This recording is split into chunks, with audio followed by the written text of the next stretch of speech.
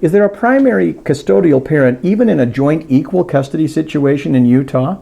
Well, Utah, like many states, has struggled with the very concept of equal or 50-50 custody of children for years.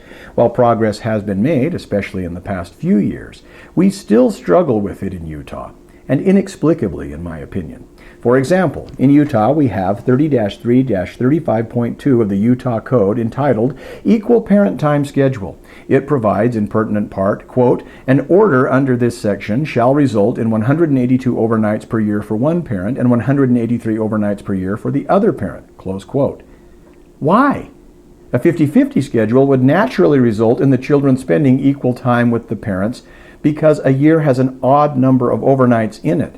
Thus, in one year, the children could spend, say, 183 overnights with mom and 182 with dad. Then the next year, the children would spend 182 overnights with mom and 183 with dad. That results in an equal distribution of time between the children and the parents every other year. So you can see how this code section applies to the question of whether there is a primary custodial parent in a joint equal 50-50 custody award situation. But here's a strange note. To be awarded equal physical custody does not require that it be awarded according to the provisions of Utah Code Section 30-3-35.2. You're not stuck with that.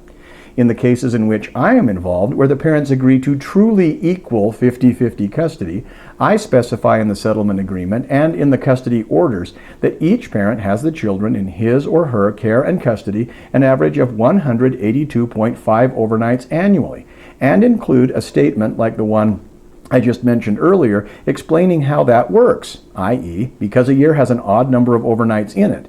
Thus, in one year, the children would spend 183 overnights with mom and 182 with dad. Then the next year, the children would spend 183 overnights with dad and 182 nights with mom. That results in an equal distribution of time with the children between the parents. Accordingly, in Utah, the answer to the question of, is there a primary custodial parent in an equal physical custody award situation, and is it possible for one parent to have the children in his or her custody one more overnight than the other, but such a situation is not mandatory? The answer is yes. It is possible to do that where it's truly 182.5 equal. Parents who truly want a perfectly equal distribution of child custody can have it if they ensure that the language of the custody order so provides.